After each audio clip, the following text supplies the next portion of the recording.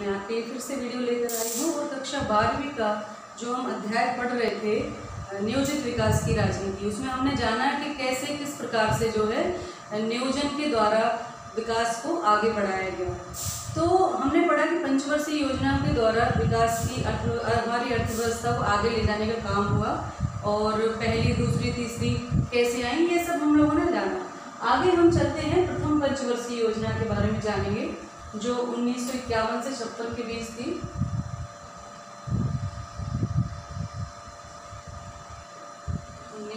तक थी ये, और इसमें क्या किया गया, कृषि पर जोर दिया गया। इस पर जोर दिया गया कृषि पर, है ना, क्योंकि भारत उसमें खाद्यान्न में आत्मनिर्भर नहीं था। तो सबसे पहली प्राथमिकता थी कि हम अपनी जनता का पेट भरे कैसे भी, है ना।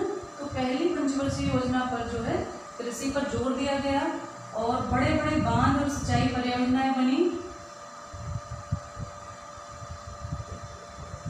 बांध और क्या, सिंचाई परियोजना है ना, इस समय बनी परियोजनाएं बनी। जो भाखड़ा नागल बांध है वो भी इसी समय बना, है ना। भाखड़ा नागल जो बहुत बड़ा बांध है वो इसी समय बना, भाखड़ा नागल, है ना, बांध बना इस समय। और इस जो परियोजना थी उसके जो रणनीतिकार थे वो एक युवा अर्थशास्त्री थे, के एन राज थे, है ना। एक युवा अर्थशास्त्री थे के एन राज, है ना।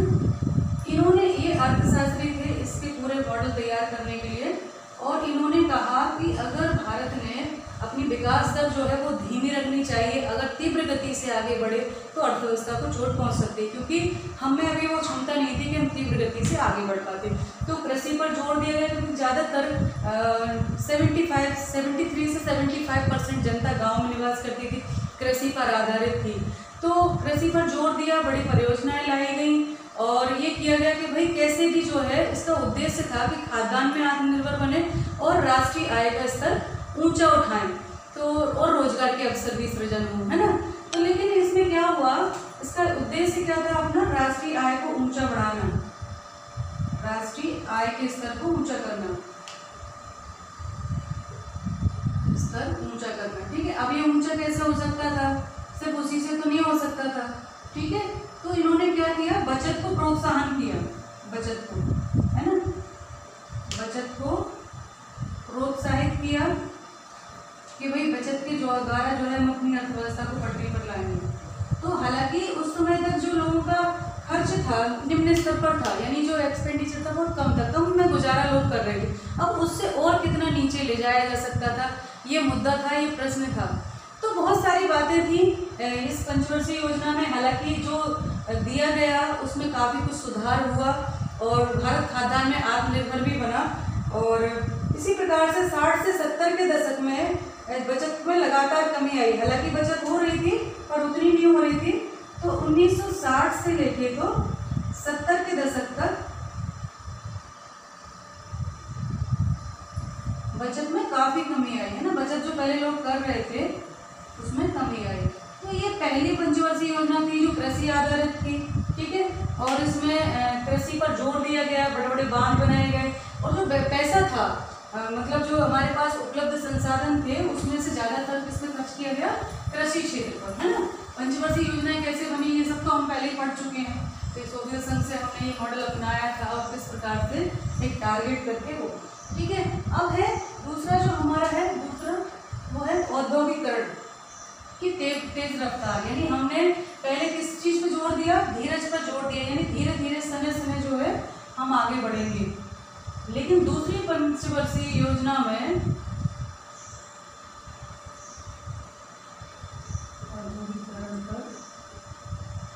औद्योगिकरण की तेज रफ्तार,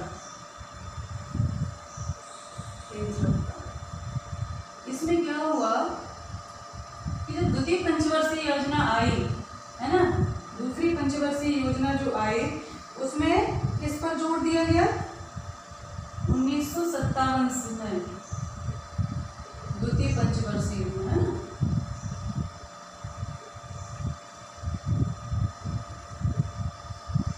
योजना आई और इसमें किस पर जोर दिया गया, इस पर औद्योगिकरण पर, ठीक है, इसमें औद्योगिकरण पर, क्योंकि अब ये माना जाने लगा था कि यदि विकास करना है तो औद्योगिकरण के द्वारा ही हो सकता है, कृषि के द्वारा ये संभव नहीं है ना। औद्योगिकरण पर जोर, ठीक है, बड़े बड़े संयंत्र लगाए गए, बड़े बड़े कारखाने लगे, उद्योग स्थापित हुए हैं।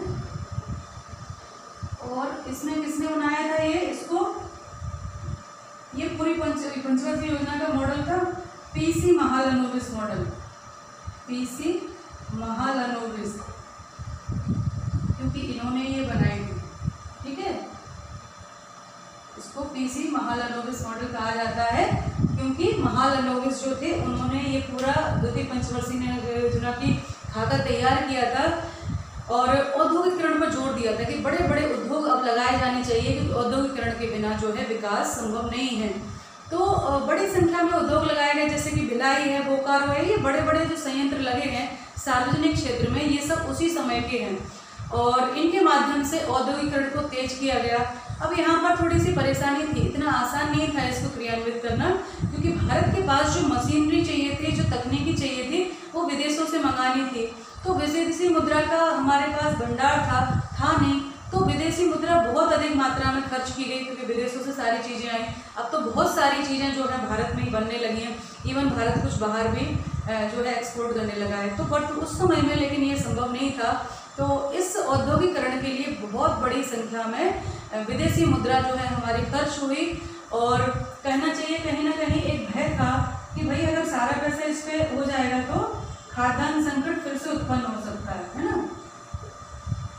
खाद्यान्न संकट की आशंका भी घेर रही थी, ठीक है, तो ये घेर रही थी, है ना।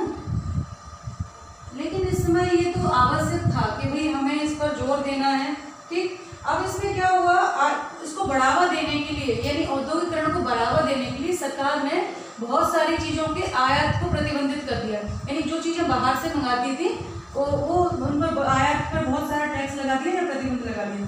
तो औद्योगिकरण को बढ़ावा देने के लिए क्या किया सरकार ने, आयात प्रतिबंध लगाए गए, है ना, और इसको सपोर्ट किया, आयात प्रतिबंध लगाए गए, ठीक है।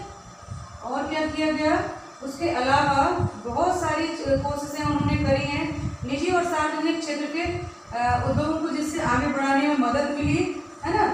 और इसी के चलते बचत और निवेश इस समय दोनों ही नहीं बढ़ रहे थे। द्वितीय पंचवर्षीय योजना में क्या हो रहा था, बचत एवं निवेश दोनों बढ़ रहे थे,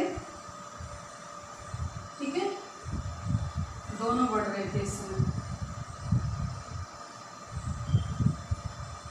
और क्या हुआ, ये दोनों बराबर से बढ़े। इसके अलावा रेलवे, बिजली, संचार, मशीनरी जैसे सार्वजनिक उद्योग जो है इस समय विकसित किए गए, है ना। और जो योजनाकार थे,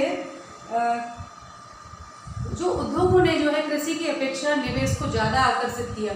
तो द्वितीय जो हमारा मॉडल था, द्वितीय पंचवर्षीय योजना में औद्योगिकरण के द्वारा बहुत बल दिया गया, लेकिन वही बात है। और तीसरी जो पंचवर्षीय योजना शुरू हुई वो भी लगभग द्वितीय पंचवर्षीय योजना जैसी ही थी, उसमें बहुत खास अंतर नहीं था।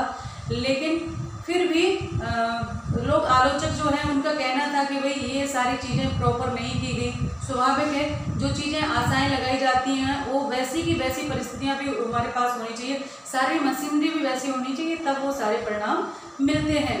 तो बहुत सारा विरोध भी झेलना पड़ता है इन सब चीज़ों को लागू करने के लिए। इस वीडियो में मैं आपको यही, अगले वीडियो में फिर आपसे स्टार्ट करते हैं, यहीं से कंटिन्यू करूँगी कि आगे उसके बाद क्या होगा। धन्यवाद, नमस्कार।